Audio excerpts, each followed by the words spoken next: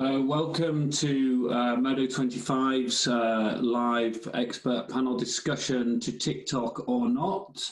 And just wanted to welcome you all. And then what we'll do is we'll just run through who Modo25 are, and then we'll introduce our guest panelists for today. So we're going to also put TikTok into some context, because hopefully you're here because you want to learn more, but maybe you don't know that much about the volume and the vast scale of things that TikTok are up to. So we want to just share some numbers, and then we will get into the interactive panel discussion. So thank you for those who shared questions beforehand. We will try and answer all of those. And if you've got any questions you want to go through on the session, there is a Q&A box. Just fill in your questions, and we have a team who can either raise them to be answered live, or we can, any questions we don't get through, we will cover at the end, and we will hopefully follow up on emails. But feel free to ask any questions you want of the panel or of ourselves, and we will also have some live polls throughout the session. So please make it as interactive as possible. Based on some feedback from some previous sessions we did, people really wanted to understand, and particularly people outside of the UK wanted to understand who Modo25 were. So I'm just going to spend 2 minutes at the beginning to introduce who Modo25 are. Modo25 is actually named after a Ugandan orphan. She's 9 and she lives in a ginger in an orphanage. And we actually support Modo25 in both charity events, and we give some of our profits to them to help house, clothe and educate kids in Africa. And hopefully one day we will actually set up an office in Ginger so we can also give them jobs as well. And our purpose as a business is to encourage and realise the potential for our clients, our team, and also those less fortunate than us. And we do that by providing them with the right tools, the right opportunities, so that they can prosper and take control of their own future. And really our whole thing is about data, technology and people, and helping people in-house using technology. We're a global business with offices in Leeds, London, Dublin, Prague and Melbourne.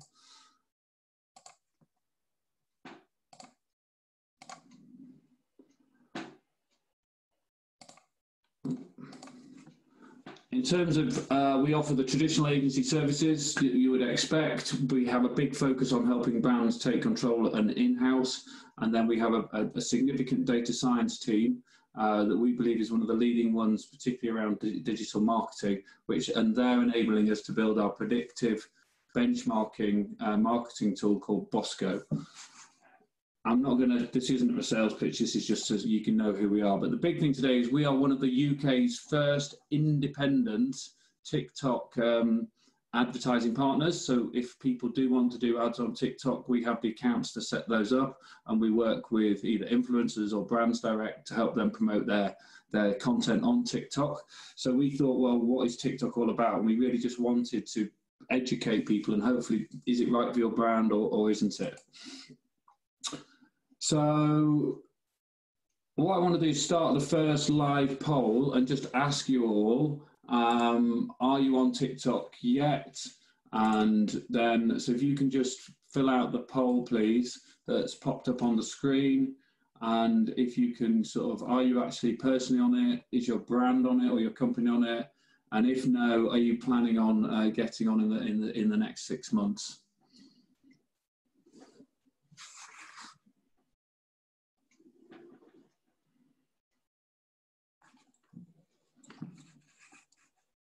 So I'll just share those results. So over half of you are on TikTok, so there's still 43% aren't, but only 23% of you, your brand and company is on TikTok.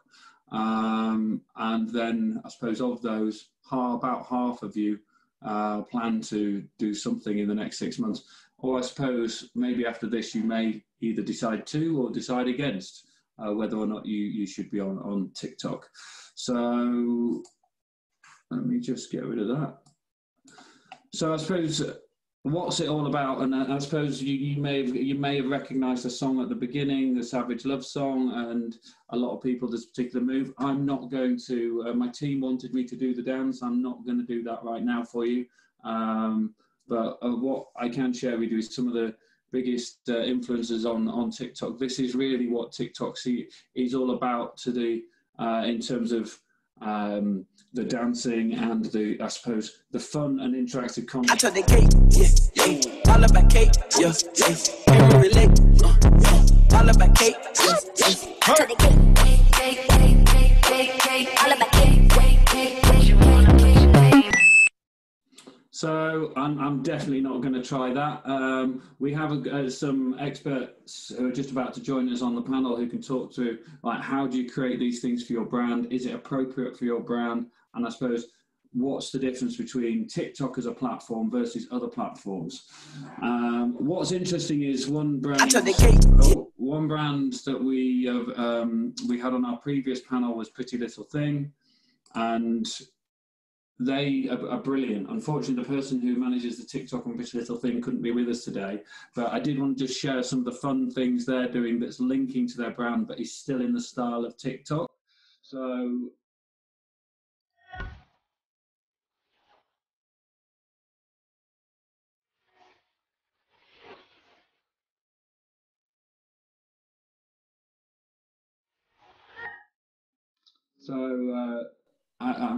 somebody monetizing their grandfather thing there.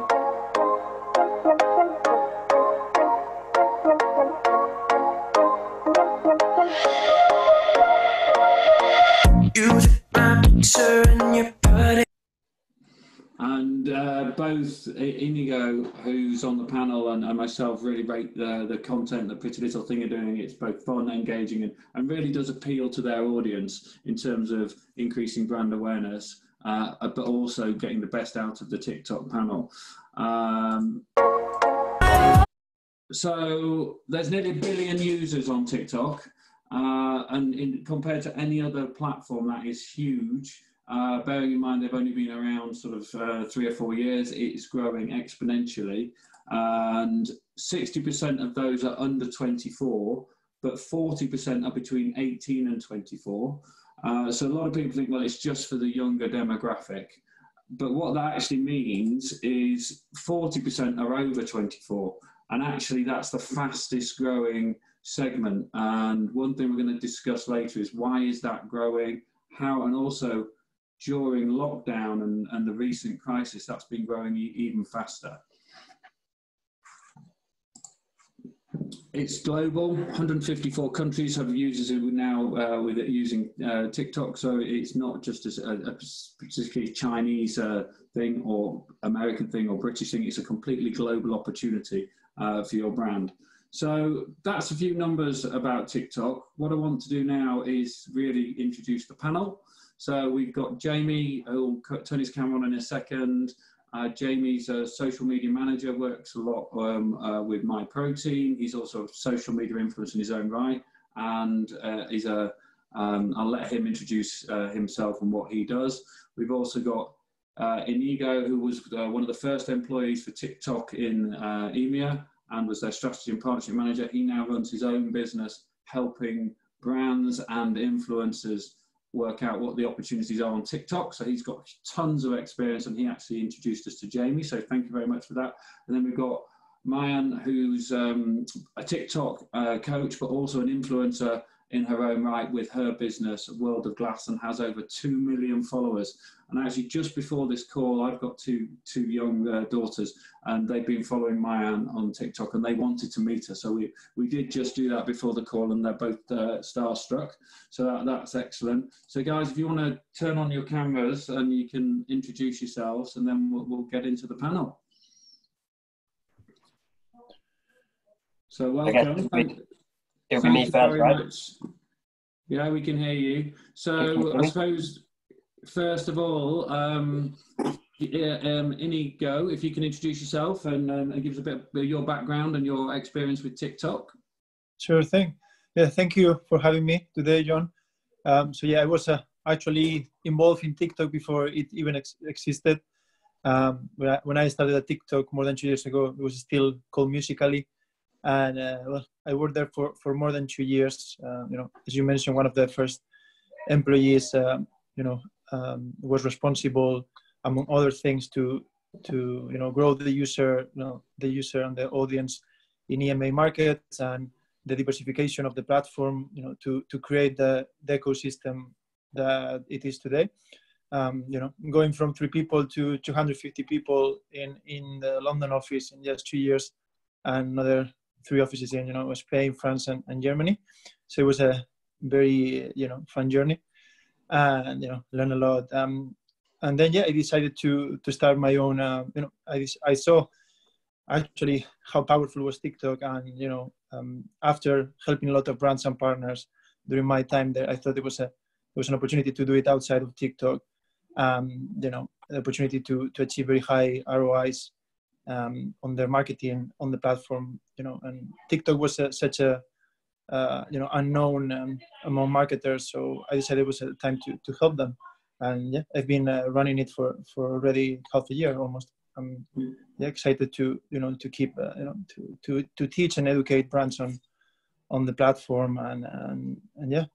Well, hopefully we can pick some of your brain knowledge and experience and answer some of the questions that come in from the audience. So, Jamie, if you can do a quick introduction and who you are, what you do, all the different things you do, and your experience on TikTok. Sure. So, I'm Jamie. I'm actually a professional football freestyler by trade, and over time, I got into sort of the social media space. It was kind of a natural progression. I've been technically on TikTok since day one, but I was with Musical.ly as well. So I was there through the transition. For me, basically, I was just posting regularly on all socials. My friend told me about this app at the time called Musical.ly, and I was like, what's this? And I trusted his word, because he's kind of, he's in there with the Instagram guys, and he just has like a good insight on the whole media space. So I thought, I'll have a go with it. And then just over time, just posting, understanding the app. And I basically consulted with some guys in the motivational / entrepreneur space, which then led to them wanting to actually hire me. So the particular position was by chance. Like I say, I am a football freestyler. But yeah, now I manage My Protein and a couple of other guys who maybe, if you're in the business field, you may have heard of. I'm a consultant for a guy called Lewis Howes. He's a podcaster, a New York Times bestselling author. Dean Graziosi, big entrepreneur, and Matthew Hussey, who's a dating expert and relationship expert. Excellent. At some point, are you going to get your football out for us? Yeah, if you want me to move from this room to another one just for you, I will. Yeah, excellent. Well, we'll see if we've got time. So we'll see. We'll have a little vote, see if you can give us some moves. And then we've also got, all the way from America, we've got Mayanne Gordon, who's going to introduce herself and tell us about her experiences on social media and TikTok. Hey everyone, my name is Mayanne, and I've been in digital marketing for about 10 years now. Got into it through copywriting before I started at my first business. I've had actually 4 different successful businesses now, all run through social, always done my marketing, all my advertising through social media. And I hopped onto TikTok only about 11 months ago, and it's just been crazy phenomenal success from there. I think I really just used a lot of the things I learned on the other platforms like Instagram, Facebook, to apply those things to TikTok. And it's been phenomenal just understanding what a new tool it is. It's a completely new piece of technology. And so taking all of that experience and my success with my previous businesses, I've also started up my own consulting agency where I help brands, but also influencers, because I have really perspective from both sides, being an influencer now, that I can offer. Okay, excellent. Well, thank you for joining us, and thank you for also talking to my kids earlier, because they were a bit starstruck. Which it's my favorite part. Yeah, it's quite cool. And I suppose I've seen quite interesting and reading in the news, the change in demographic. So I think when TikTok first started, everybody thought, well, this is just for the kids. And then it really hit me. I was on a business trip. It was actually a business ski trip in February, and there was a lot of people in their late 20s and early 30s all on TikTok, and they were saying how much they're using TikTok now more than they're using Instagram, and it was taking up more of their screen time. So that was really interesting. And then the lockdown happened, and TikTok's numbers seem to have gone through the roof in the last few months, particularly in the older demographic. And I suppose, why is that, and why do you think it's now becoming so popular with the older generation? So I don't know, Mayan, if you want to answer that one first. Yeah, absolutely. So one is just there's much more variety of content than there used to be. Like really, I think when I got on the app, it was almost all dancing videos, which doesn't appeal necessarily to a lot of adults. Now there's way more education and educational content that really applies to adults. So like how to, fold your laundry in certain ways for mom category, or how to fix a tire or do some type of, home improvement stuff for a lot of dads out there. And that content is very appealing to watch in a 10 to 15 second period where you see something that you could directly then apply to your own life is very satisfying. Okay, and what about Inigo? What do you think has been the change and shift in the usage in terms of age group? Yeah, I think, well, following what Maya was saying, the educational content is I think is the we're seeing a shift on the the content in TikTok. When I started in Musical.ly, more than 2 years ago, it was all about dancing and lip syncing. But then when I was working at TikTok, one of our main focuses was to build the the diversification and turn TikTok into a global short form video platform that can gather people with different interests and communities with different interests, right? And then this ecosystem started to be built with people doing beauty content, sports content, talent, fashion. Then also started to get into more educational, on the sense of like it's starting to be a shift from pure entertainment content to more to content that actually provides more value to a more adult generation. That's why I mean, of course the lockdown helped on the sense like people have more free time to actually try new things. And as everything, early adopters are always the younger generations, but then it passes on to the older generations, and there sometimes something happens that gets people to start to try, and then we saw huge spike from February onwards. But that's something that if it stayed this way and the growth has been consistent, is because TikTok has been able to build a powerful ecosystem that actually appeals to another generation that we are seeing now is fast growing, right? Yeah, and I think also compared to sort of Facebook, the levels of interaction now and how often people are using the app and how much they're actually engaging with it, all the reports I've been reading seem to be that actually the level of engagement is a lot higher, the amount of content people are absorbing seems to be they're on it longer. So that seems to be really interesting, because you get a lot of these platforms reporting numbers. Actually, the numbers are almost irrelevant. It's about engaged users. Really is what's important. And Jamie, what do you put the growth down to? Yeah, I mean, during the lockdown, I would say, parents, in particular, they work 9 to 5 in their office. Well, now they're stuck with their kids, so they have to watch. They have to watch what these kids are doing 24/7, right? So I just think that generally just a combination of a few things. I think the way that TikTok actually advertise themselves is also very diverse. So they show that like they really do hone in and represent this image of anyone can do it, whether you're tall, short, fat, whatever. Like they represent the diversity. But I also think with the kids being involved, TikTok also have security policies where parents have to check and verify content to see that it's safe. And just the parents going on, or whoever going on, it just sparks a bit of curiosity, because they have to go through the feed to see what TikTok's all about. And TikTok's very, very quick and clever at curating that content for you. So, you can scroll through and see 50 videos. They will pick up on where your retention was the most, and they'll start feeding you more of that stuff.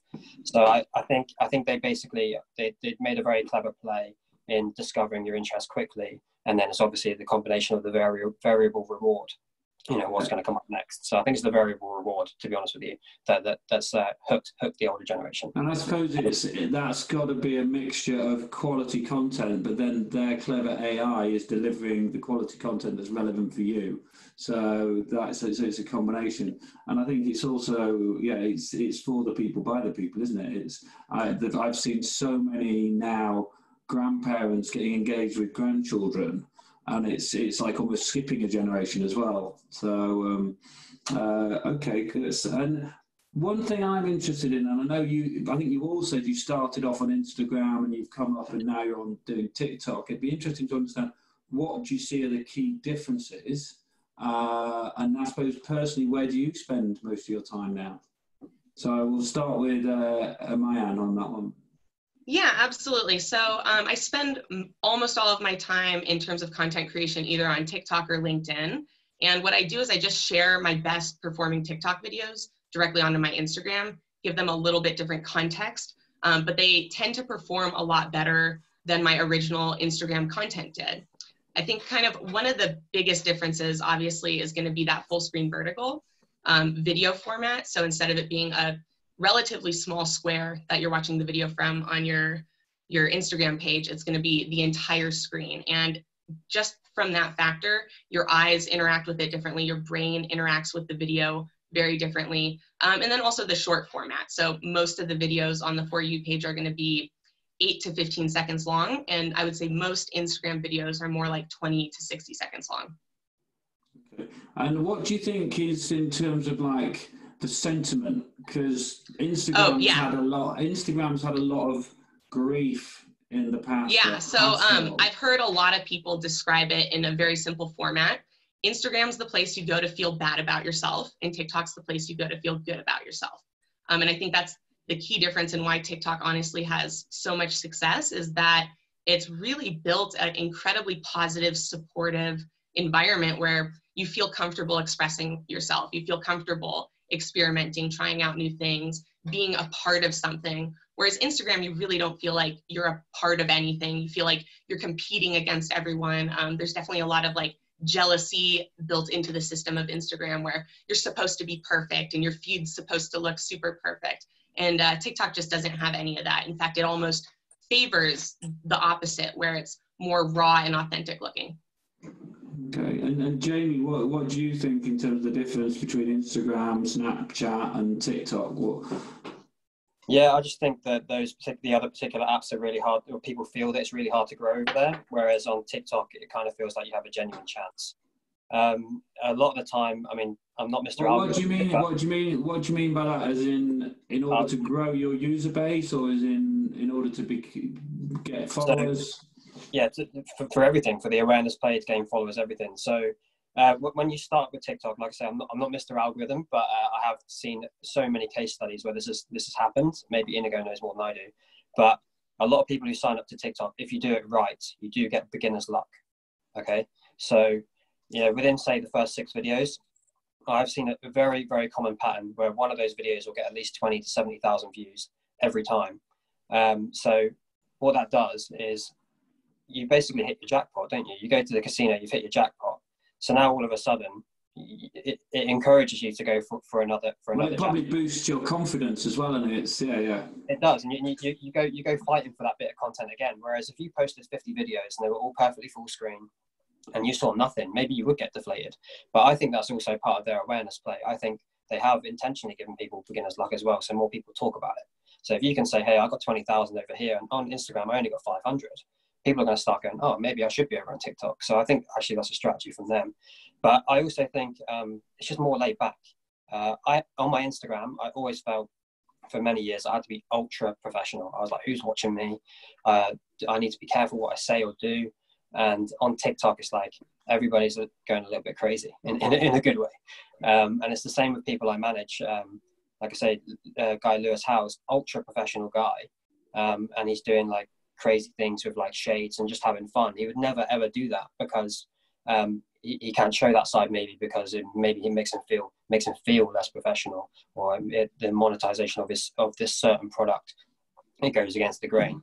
So TikTok's just more laid back and more fun. I just made a complicated way of saying it's more fun. But Yeah, no, that's cool. And Inigo, do you think there is an element of the algorithm giving you that boost at the beginning? Have you got any former TikTok insight and insider knowledge on that?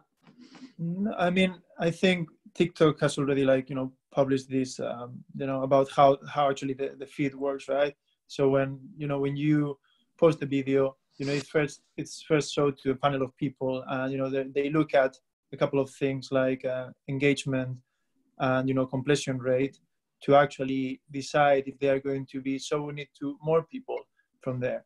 So I mean, what happens in the beginning is, like, if you start with zero, I mean, you still don't have, you only have the chance of the first panel of people they're going to show it to, right? But when you already have some followers, these are people that are already engaging with it, and then TikTok can decide, okay, well, these people are already engaging with it, I'm going to show it to more people. So that's why it's very tough to start from zero. That's why I always recommend, when you launch a campaign or you launch an account, to actually do it through an influencer campaign, or even TikTok TikTok paid ads, because that will get you actually to a level where you can start to build some organic growth. But in the beginning, it can be very tough. And yeah, regarding the the differences with other platforms, I think for marketers or brands and influencers, that the more important thing about TikTok is that, well, the key difference is, like, TikTok was actually created to nurture short span of attention, right? So there is been a shift of in the way of consumer behavior, habits, and how how people pay attention to content. And we know that the attention of the people has been reduced because of the social media notifications. We get distracted with a lot of things, and now I think it's like 8 seconds span of attention that we're looking at right now, right? And so I think looking at this shift that we are seeing, TikTok has been able to stay at the forefront of this shift by creating an ecosystem where people can put across content that people actually want to watch, and it's effective enough to get the message across. So they're almost they're doubling people's attention span, because it's 15 seconds, and then so they're going to double everybody's attention span. So then you get, when you want to realize you've been spending like the last half an hour scrolling through TikTok, because your subconscious is just scrolling through it while and keeping your attention there. Maybe when you are looking at a YouTube video, it can keep your attention in the same piece of content for a longer time, but you will not have the 100% of your attention there. You will probably be thinking about your laundry at some point, or about your the message from a friend when you are actually watching a YouTube video, and that's something that will not happen to you on TikTok. So do you think it's a form of escapism and creativity and opening up a part of the brain that is maybe, as I think Mayan said, is if you're looking at Instagram, you're feeling envy and jealousy, whereas on TikTok, you're feeling sort of creativity and inspired, maybe? Yeah, I think, the positive side, apart from this positive side of TikTok, at some point, I think the press were talking about TikTok as the purest place on the internet, because of the, positive feeling that it creates. But, apart from that, I think it's a place where people can, feel creative, can feel, can actually see content that is authentic, and actually, connect with, different communities with different interests in a very seamless way, without, I think authenticity and positivity are, very, very embedded in TikTok. Yeah. So we've had some people commenting on the notes, the panel, saying if over 30 is the older demographic, that they're worried that they're in their 50s. So I know how those people feel if older is over 30. But I suppose one interesting thing I want to sort of get into now, and I will start with you, Inigo, because this is your area of expertise and knowledge, is who should be advertising on TikTok? And will it work for any brand? And if not, why not? So yeah, it's for me. So who should be advertising on TikTok? What sort of companies should actually be advertising? So there's obviously, we've been talking about people promoting their content and getting organic followers, but they do have an option to advertise as well. Both influencers and brands can pay to promote their content in several different formats. But who should be doing that, and will it work for any brand? Yeah, I mean, I think that at this point, I think 90% of brands should try TikTok. Then, use this data to, test, use the data, and then, decide to, if they really want to go and invest more on TikTok, right? Because, I would say, that brands that want to, that target Gen Z and millennials definitely need to be on TikTok, because, a huge part of their audience is in there. But it's also, it can also be a place, when I was at TikTok, what I saw is, like, I work with a lot of partners that what they wanted to do is they wanted to use TikTok to, kind of start to be more appealing to a younger demographic, because of the opportunity to grow more organically, and, because it's a platform that is not saturated yet, there is an opportunity for brands that, might not be appealing to such a younger generation to actually try new things, advertise in different ways that, that follow more the TikTok style and what the TikTok audience want to see, to actually see, results. And for example, I remember we did this campaign with Burberry, which should be, it's a clothing brand that might not appeal to a very younger generation, right? And I remember we created this challenge about, creating the design of Burberry with with the videos, and we were really impressed with the with the results and how actually people engage with it. And we even saw like a significant sales uplift from that campaign. So it's okay. So do you think is it more about how you go about using TikTok rather than what the brand is? Is it more about what you do than necessarily who you are? I don't know, Jamie. What do you think, Jamie? Yeah, I think it's kind of a combination of both. I think you do need to conform to the way that the app operates, which is obviously something that like an expert would be able to tell you from the get-go, because obviously how you start is probably where you're going to end up. But I think it's kind of a mixture. It's kind of like you need to conform to the app to some degree, to what's trending and what's going on. Maybe it's adapting to a certain song or whatever to fit in with your brand. But you also need to find your niche that you can create within. You have full scope to create for yourself. You just have to decide if you think this particular niche is going to resonate, or if there's a way you can label the ending of your video or the very start of your video that then becomes your niche and then explodes within the app. So it's a combination. Okay, and Man, what do you think about? Can anybody make TikTok work for them? I think that actually almost any brand can, just because of the educational content factor. Really, every brand and business has valuable information to share with people, especially younger audiences who probably don't know a lot about anything, right? And so you might think, well, our business is relatively simple, or maybe it's software based, or we don't have physical products to show in a video. That's okay. People are still really, really curious to learn about things online, things about digital space. So I think that's one way that any brand or business who's feeling kind of overwhelmed with the content options of what they could create, or a little bit confused about how they might be able to create video when they don't have product, that educational content's a very kind of easy way in. And there's a lot of different kind of proven video styles in the education space on TikTok that you can look at, or, ask an expert and kind of model and fit your content into that structure. Okay. And one thing I was discussing with a CMO the other day was that has digital marketing over the years taken the creativity out of marketing, and the fact that it's all gone towards the maths guys, it's all gone towards the PPC, and actually it's about the statistical probability of search intent to conversion. I've been talking about that for years, right? And our team employs data scientists, but actually, is TikTok potentially an opportunity for the rebirth of a proper creative campaign, and actually gives the creatives an opportunity to almost demonstrate their value within the digital mix. I don't know, what do you reckon, Jamie?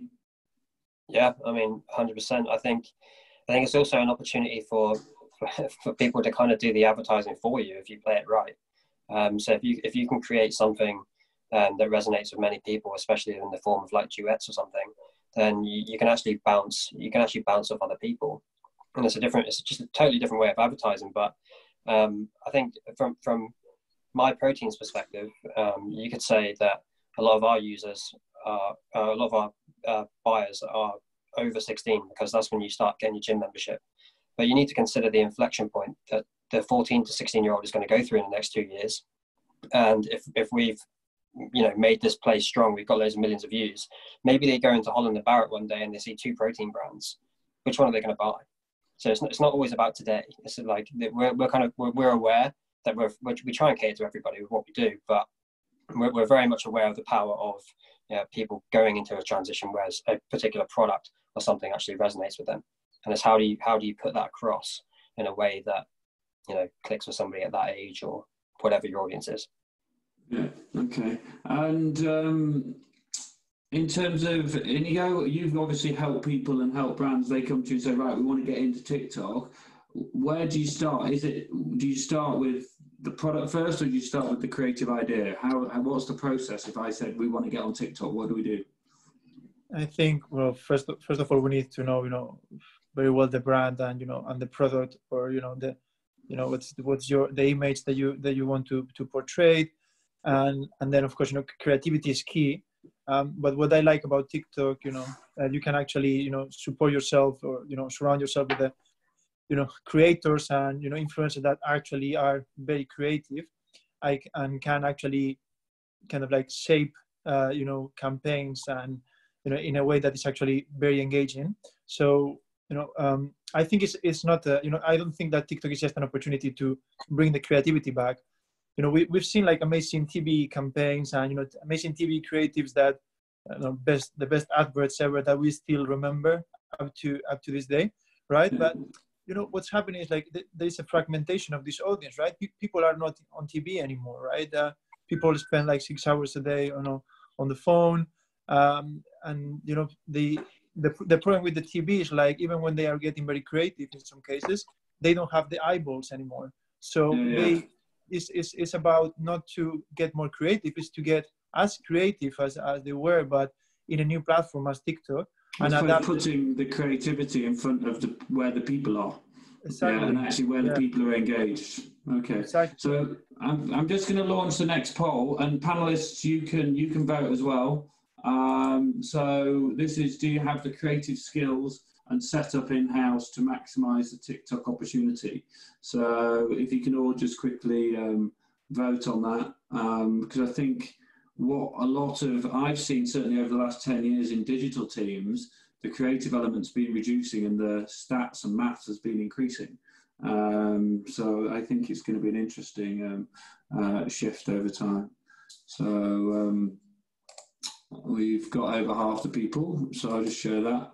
So, and actually most people are saying no, but they'd outsource to a partner. So there's an interesting, I suppose that's the opportunity that you guys have seen in terms of working with people to help them with their plans. So what I want to do now, you said there's no shortage of creativity and that there's brands are doing it well. I suppose if you had to give your sort of top 3 or 4 or 2 or 3 brands that are doing this well, who would you say, Mayan, are you looking up to, or you think are really doing it well from a marketing and branding point of view? And that could be an influencer, or it could be a brand. Yeah. Apart from yourself, obviously, who's doing exceptionally well.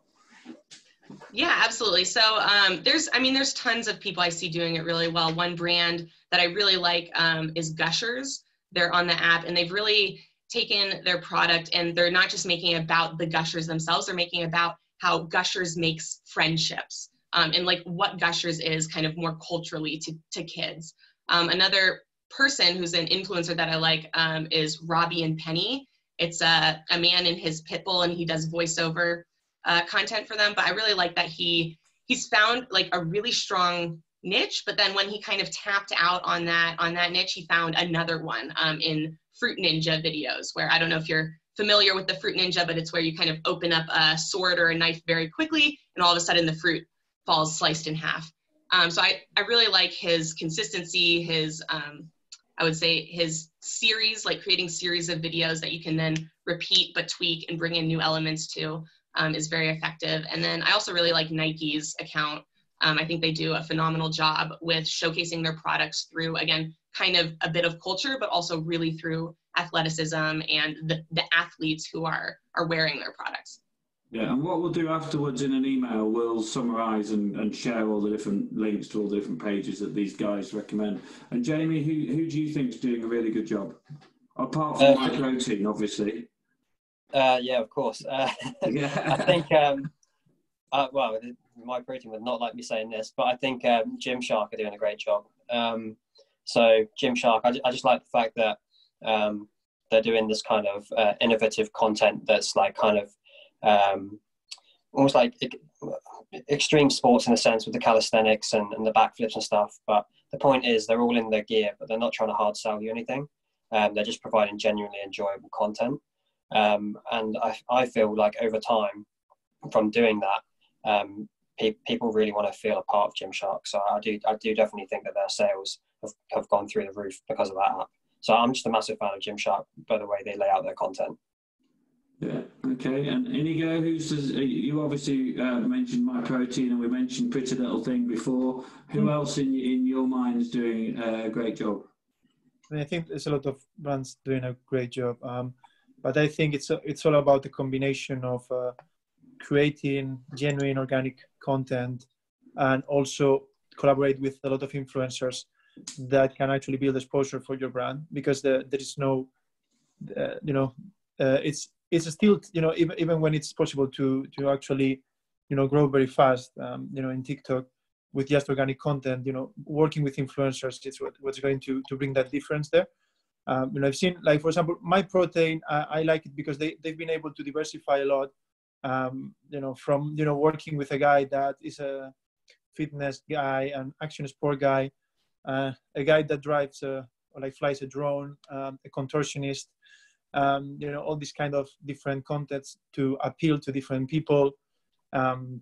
Also, I like a lot the What Do You Meme account, which also, combines a lot of this very, basically very organic and authentic content with, working with influencers that at the end of the day, they are just playing with the game and making it very, very, very, engaging.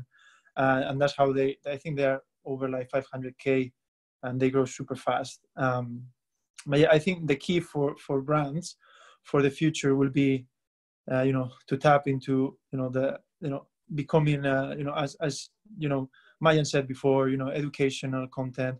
And as Jamie also said, content that is not, you're not trying to push any product towards the audience. You're just trying to genuinely engage with the audience and the community, bring them something that they actually want to see and that brings them value. For example, if you're a cosmetic company, why don't you try to actually teach people about the uses of cosmetic products, routines? If you're maybe food company, maybe talk about something about nutrition, or maybe. And I suppose we've all mentioned influencers, and we've got influencers on the call here. Is it fundamentally important to have an influencer in your campaign? Is that what you have to have, or is that a bonus? And I suppose, Jamie, you help people who actually grow their own influence. What do you think? If I'm a brand, do I have to go, right, here's my campaign, I've got to go find an influencer, so I need to go to somebody to help me get the influencer? Or is it actually we could do it ourselves? What's going to work best? Yeah, I mean, it depends on the actual talent or influencer's capabilities. Like if they can provide something that's outstanding, then and you have budget for it, then certainly go for it. But if you don't have the budget, then it just comes down to how creative you are within your team. At the end of the day, if you can provide something that's engaging, at times it can sort of not matter who's behind it. But it does help certainly to have a recognizable face and a a talented person to just give you that lift, especially as an awareness play. Yeah. And Mayan, what would you say about that? Is an influencer essential, or where do they fit in if you're a brand and you're trying to make these decisions now? Yeah, I think it tends to be a little bit more based on what the brand is. Like if you sell clothing and you're in the fashion or the beauty space, definitely I think having an influencer or a network of influencers is going to be a major, major boost. But let's say you're an animation company. I've seen tons of really amazing animations done where there's no person on the account ever, but all sorts of different graphic effects. Or, for example, I've seen a couple accounts with photographers who they do tend to be in some of the videos, but really the content that does well is showing people how they got a cool photo or how they did a particular effect. So I think it really depends on what the type of content you're going to be sharing is. But influencers can always help, get you more growth or get you more attention, or at least turn people on to what you're already doing. And if I'm a brand now, how do I go about finding an influencer or engaging an influencer? Do I just ping them a message from TikTok? Do I connect with them on LinkedIn? Inigo, what's your advice in terms of how would I find an influencer? Well, I mean, influencers at the end of the day, they always have usually, if they want to be approached, they will always have the contact details showing on the TikTok account or in their Instagram account. In that way, from our side, we've already been able to build a network of influencers that we work with for different niches, that fit with, for different brands. Of course, that takes time, but if you're a brand that is starting. My recommendation is, if you want to do it in-house, go to TikTok, type the hashtags that will be related to the type of brand that you have, and in this way you will be able to find, creators that that actually are creating content. That is And I suppose, Jamie, or from your side, if people contact you, who are the brands that I suppose interest you or engage you? And I suppose, is it a case that there's some people you don't want to work with, or some people you don't want to represent, or how does it sort of work from your side as an influencer? From my side personally, am I interested in the brand, and do they want to pay me enough? to be honest, I tend to lean away from things that just personally don't resonate with me. So if, for example, somebody had a mobile game, well, I don't really play mobile games, and I don't want to sell something that I'm not genuinely interested in or that resonates with me. So this is just like a personal thing. But if it's something that's, say, like a supplement company or whatever, I'm going to lean more towards doing that, or with a record label. But it mainly does come down to price, to be honest. Yeah, and I suppose, but there's probably what you have said there as well. There's also, even if they were willing to pay loads of money, there's certain things you wouldn't feel comfortable doing because it's going to devalue your brand in the future as well. So, Maya, we've just had a question in from Emma, and she sort of, I was just so everybody's aware, for the last 5-10 minutes, we're going to try and take more questions that have come in on the Q&A. I've still got a few more on my list as well, but if do you mind if I say a quick point to the last question, because I operate quite differently, and I think that there is a really huge opportunity for brands to build influencer networks with all different sizes of influencers who actually, like, I care much, much more about the product, and if I think that the product or the brand fits really well within what I already want to be promoting and doing, I'll actually not care so much about the price, because I know if I can prove the value there, one, I'm creating better content for my audience. Two, I'm probably getting, practice at getting better at promoting that content. And then three, I'm going to create more opportunity for them to then pay me more money. I think a lot of brands are really hesitant about spending money on TikTok influencers. And so I'm just very highly aware of that. And I try and cater a bit to that because it is something that is new to them.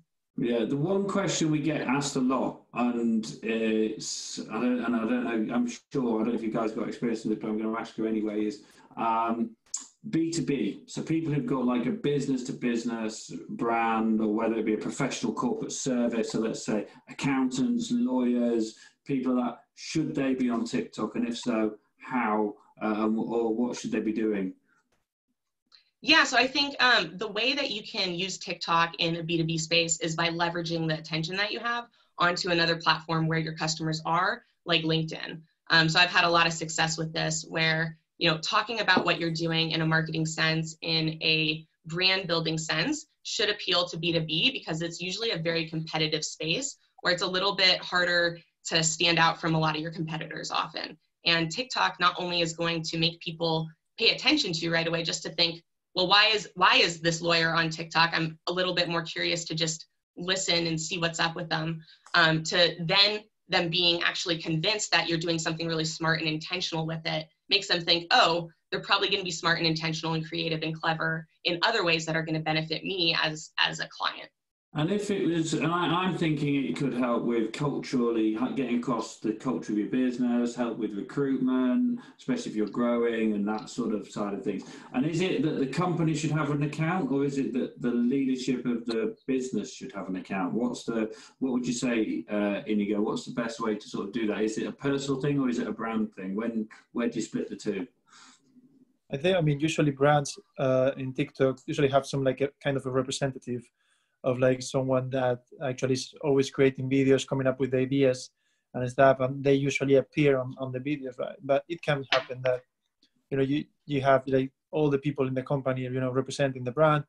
I remember there was Cisco, for example, has been, which is, you know, pretty much, you know, B2B, has been doing like they did a huge campaign to actually, you know, it was kind of like a challenge they launched to their people that they were recruiting for certain position, and you know, it will actually get them to engage a lot with the platform. It was a way for them to, for the part of, you know, almost do your cover letter and first interview on TikTok. Send us why should we give you a job. We're going to do that. That's we're going to do that at Modo25. We're actually recruiting at the moment. So if anybody wants a job at Modo25, send me a TikTok. I'm John, Modo25 John, I think is my TikTok name. So if you want a job, send me a TikTok. And I suppose one thing that people come up, and I think Jamie highlighted this before, around exposure, and it's not just about now, it's about building this brand. But how do people measure the ROI or the success? What are the different metrics people tend to measure, Jamie? What are the things people are doing? To be honest, I think it's hard. I mean, you have your basic metrics, obviously, with view count, but people always ask me, you know, how do I measure conversions? I mean, there's an opportunity now with having a hyperlink that you can tailor, obviously, for the outbound from TikTok. So if you really wanted to measure your results, I guess you would base it off your profile landing page views and then how many people click a hyperlink away. But whenever I work with clients, my main focus is the awareness play. So it's not necessarily how do I create this bit of content for them to go straight to the site. It's more sort of building awareness. So it's kind of like, it's almost like subconscious advertising instead of conscious. Yeah. Okay. And Mayan, what do you think? How do people measure it from the guys you've worked with? Yeah, so I think one of the best ways to kind of measure that awareness is honestly through the comments, and seeing not only how many people are repeatedly commenting on your posts, but what are they saying? Are they saying things like, I've been following this account forever. I love this particular series of videos. I want to purchase that product. And I think that's a little bit better measure, in my opinion, than the hyperlink, because to go to someone's profile page is a little bit out of the regular habit routine that people have. Like, people really get in that space of just scrolling through the For You page. And so I think the profile views itself is actually a good indicator. How many of your fans are coming back specifically to your profile because they really want to watch your content. And so monitoring those, I would say, profile views against your actual video views can be a nice comparison to try and figure out, okay, how many of those followers or how many of those profile views are like followers who are, you know, pretty engaged versus just new people checking you out. Yeah, that's good. One thing I think going forward for for the sort of brands getting involved in TikTok is, I think what you're saying is it's not, you shouldn't go into it going, I think I'm going to sell this many units, or I think I'm going to do this. So you've got to look at it as more sort of longer term play. And one thing I've also seen with social media, and I actually disagree with this sometimes, is people use platforms. They create one piece of content and they distribute it, the same piece of content, across all the different platforms. And I think there's a challenge with that because each platform needs a different type of content. I think a lot of people failed when Instagram came along. What I've seen, however, working recently, I don't know if you've seen this, and you briefly mentioned it before, man, is actually if you do TikTok first content and actually then share that onto your Facebook or onto your other channels, is that the future? Is that the way it's going? I don't know, Jamie, what would you say about that? Is that because I see now a lot in my Facebook feed things shared from TikTok, and it also seems very easy in TikTok to actually share things in Facebook. They're very proactive, whereas a lot of the other platforms want to keep you in that platform, whereas TikTok seems like share this to anywhere, share it, download it. They're really open with what they're doing. So I don't know, what's your view, Jamie? Yeah, I definitely think that's the way it's going. I think also it covers the copyright music issue as well. So like when you download a video off TikTok, you have like a potential commercial song, and you can send it over to other platforms as well. So like you've got the easy savability, and if you genuinely enjoy the piece of content, you're going to share it with other people on other platforms. But I think the reason why people are sharing TikTok videos in particular may be down to music selection. So you can create a piece of content on TikTok and then share it on other platforms. Whereas like you said, whenever you're trying to tick every box. So for example, I have a guy, one of the podcast guys, what you said about the pyramid of where people can distribute particular things. So say you have an hour-long podcast and you say, okay, this 5-minute segment is going to go on Instagram, this 5-minute segment is going to go on Twitter. Well, TikTok actually gives you the opportunity to use different tools. So maybe you've got like GIFs, or maybe you've got a certain text, or maybe you've got certain music that you may not have used on other platforms. So maybe that's why people would want to share it somewhere else. Yeah. Okay. And Mayan, what's your thoughts on all this in terms of TikTok being there first? Yeah, I agree. I think a good TikTok video is a good video versus like a good Instagram video sometimes doesn't work well on Facebook or on LinkedIn. I still think TikTok is probably not the best place to cross over onto LinkedIn. Those are two very, very different audiences currently, but in the future, as it evolves, I think there could be even more crossover there. I think one of the reasons why it works so well though on other platforms is not only the music component, but just the emotional component. So I think TikTok videos tend to capture emotion much better than other forms of video, outside of maybe the sad emotional Facebook videos with like sad puppies. But really people want to feel something happy. They want to feel something that encourages them, that makes them want to go do and go try new things. And I think TikTok videos are just the best at delivering that type of emotion. Okay. Look, I'm just conscious of time. I hadn't realised this has flown by. So thank you for making it. I suppose what I want to just wrap up with now. We've got some questions on the Q&A, but I'm gonna we'll get back to those guys directly, and we'll copy in the questions in any email follow-up. I will also share the brands. These guys sort of had good pages. We'll share their pages so you can start following them. But I suppose if you were to give one tip to somebody thinking about going down and launching their brand on TikTok, what would that one nugget be? So Inigo, what would that one nugget be for somebody who's thinking about launching their brand on TikTok? I would say collaborate with influencers, because most of the brands have lack of expertise on the platform, capacity and time. So work with influencers that know what works in TikTok, and start from there. And yeah, that would be the first piece of advice I would say. Yeah. Okay. And Jamie, what would your sort of top piece of advice be? Honestly, I would just say cut a check for speed. Speak to somebody who knows what they're talking about, so that you start well. If you don't start well, it might impede your growth later. So if you're uploading stuff in the wrong frame size, it may affect you later down the line. And also, if you don't get it right now at the start, you may be paying 10 times the price later, to be honest, because the growth curve is going to end up going like this instead of rising all the time. So yeah, if you're gonna go into TikTok, I would honestly, and I'm being genuine, I'm not after sales at all. I would say cut a check for speed so that you start right. Yeah, in terms of that, you mean like the best practice and don't make the mistakes live. Go to somebody who knows how to avoid the mistakes and knows what they're doing. Yeah, because it's quite important. It's important to get the rocket off the ground, and then maybe when you're in space a bit more, you got more to work with, and you know what works and what doesn't. But I do think it's definitely important, especially with most apps, they do get more difficult to grow, and right now TikTok is booming. So if you're going to invest, it's got to be now, or you'll be paying more later, 100%. Okay, and Mayan, anything else? Final comments and thoughts to add? Yeah, I mean, I would just piggyback off what Jamie said. There's a lot of little nuanced things to know about making TikTok videos where if you kind of mess up on any of those, like not doing the full screen vertical or having your pop-up text be where your caption appears, little things like that can really just make all the time and effort you're investing not worth anything.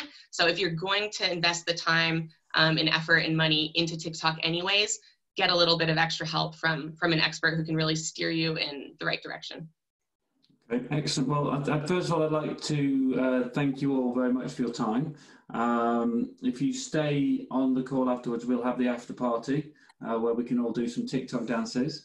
But our next session is going to be all about B2B, and it's specifically around, there we go.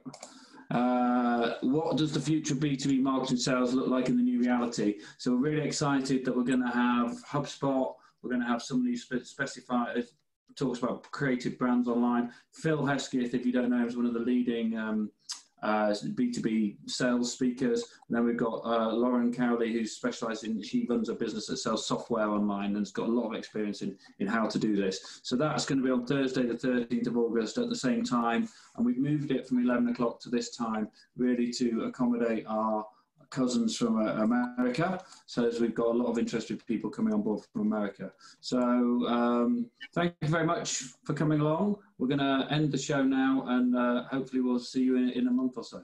Thank you very much. Thank you, guys. See you guys.